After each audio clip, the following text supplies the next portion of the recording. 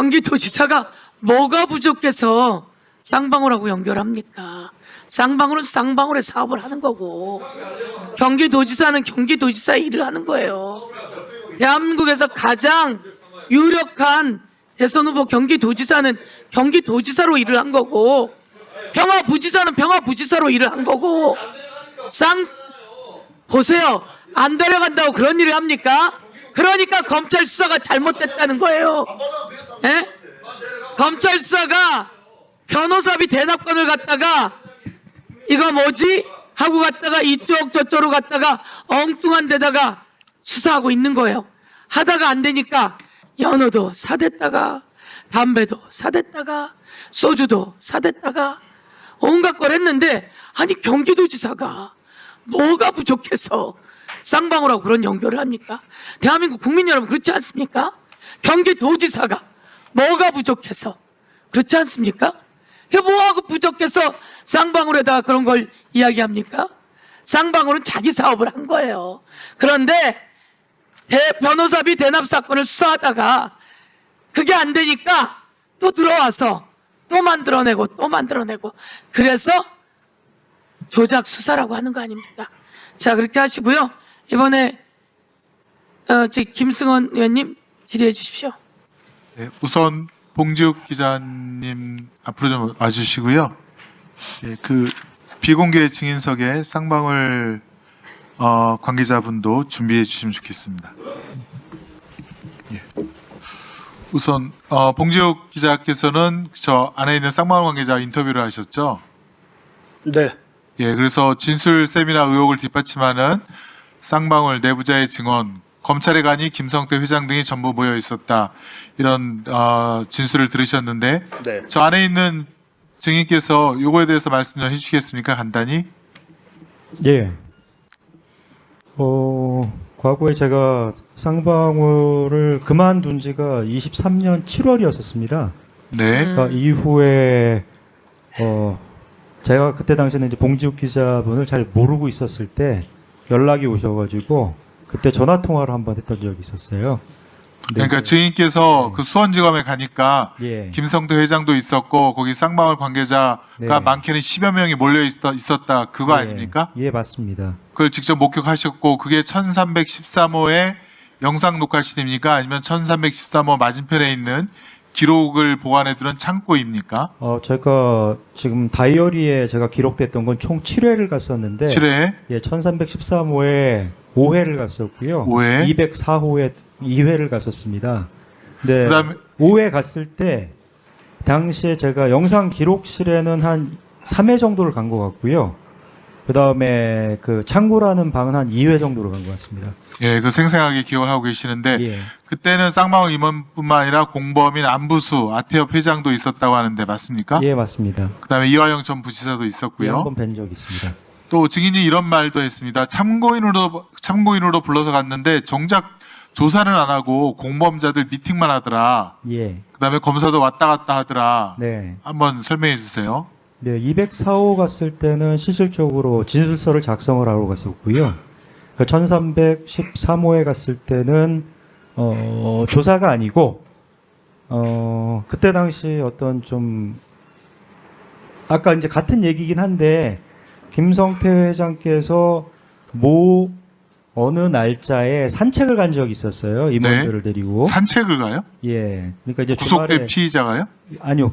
나왔을 때 예전에 보석으로 얘기입니다. 나왔을 때 전 예, 예. 그 보석 전 얘기죠. 얘기. 예, 전 얘기인데. 네, 좀 간결하게 해주십시오. 예, 당시에 산책 후에 용산에 있는 모 식당에 그때 식사를 하러 갔고 그때 당시 이화영 부지사를 호출을 했고 그때 당시 이화영 부지사한테 이재명 대통령하고 통화를 했다라고 아마 제가 알고 있기로는 진술을 한 것 같아요.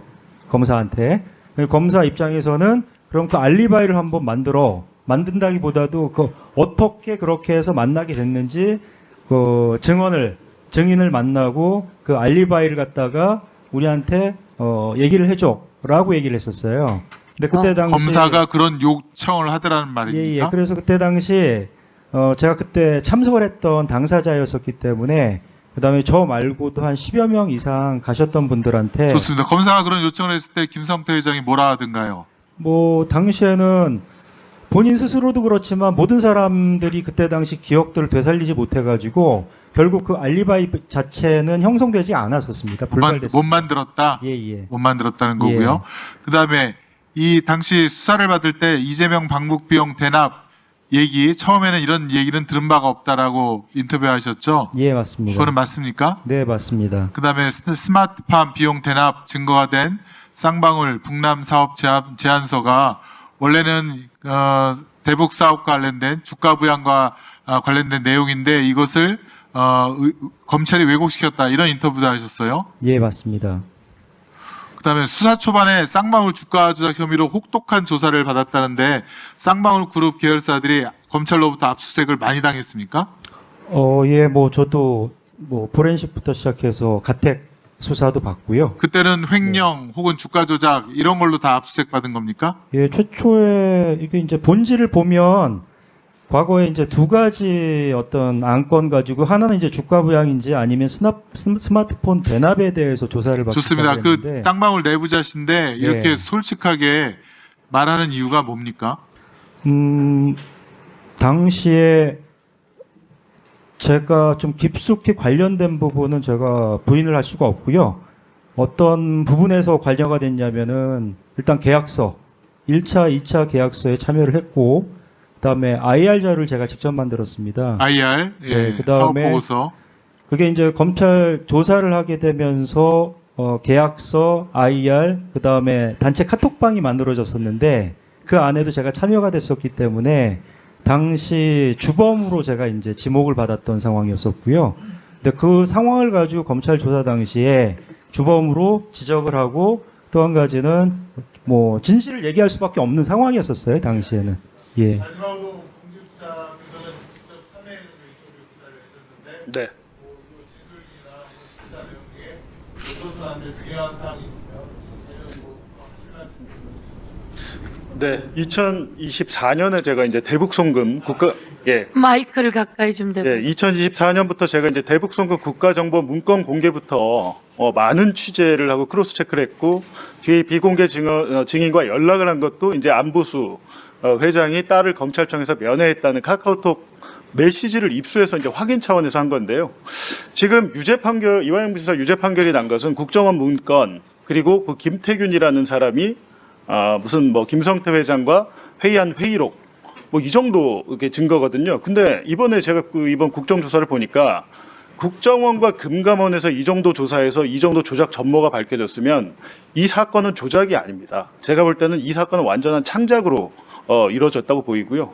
2년 전에 제가 과방위에서 참고인으로 나가서 저 또한 윤석열 검찰에서 대선 개입 특별 여론 조작해서 특별수사팀의 수사를 받았는데 그 당시에 국민의힘 의원들이 저한테 왜 그 왜곡 보도했냐, 조작 보도했냐라고 말씀을 많이 당시는 검찰이 기소를 하지도 않았을 때였어요. 수사를 받고 있는데 국회에서 참고인으로 나온 저에게 너는 왜 그런 조작 보도를 했니라고 말씀을 하셨고 결국엔 네가 윤석열을 떨어뜨리기 위해서라고 한 게 아니야라고 얘기했는데 지금 결과적으로 제가 감옥 안 갔습니다. 지금 감옥 간 건 윤석열이 가 있잖아요. 마찬가지로 이 사건도 지금 이 정도 조작 증거, 창작의 증거가 나왔으면 저는 당연히 이 사건은 다시 한번 판단을 해봐야 된다 그렇게 생각합니다. 예. 쌍방울 진입해 보겠습니다. 예. 내부자께서는 쌍방울 그룹들이 주가 부양 혹은 주가 조작을 했다라고 그렇게 경험적인 판단을 하십니까? 경험에 의해서보다도 조사를 받다 보니까 아까 말씀드렸던 제가 열거했던 가담의 행위들 있지 않습니까? 이거를 제가 좀 심하게 조사를 받았어요. 그러면서 그게 확정적으로 수원지검 조사 보고서가 나옵니다. 제가 지금 말씀드리는 거는 제 뭐 추상적인 생각이나 추정을 말씀드리는 게 아니고 제가 진술을 했거나 증거 자료로 확보된 내용만 가지고 말씀을 드리는 부분들이고요.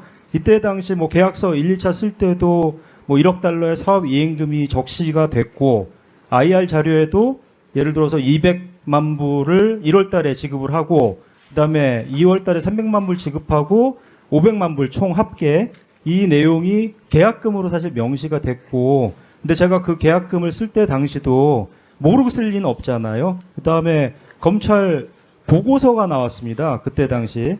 근데 그 검찰 보고서 22년 10월 3일자로 나왔는데 내용 제목이 시세 차익을 위한 주가 부양 뭐 이렇게 해서 결론을 낸 검찰 보고서인데 그 내용 중에 이제 가장 어떻게 보면 그 증거의 핵심이 카톡방의 대화 내용이었는데 그 내용에도 이제 주가 부양이라는 내용이 들어가 있다 보니까 아예 이제 검찰에서는 적시를 하고 이 부분은 그때 당시 뭐 대북 비용 대납 뭐 이런 부분의 단어조차 없었을 때였으니까 주가 부양이다라고 해서 결론을 내렸던 겁니다.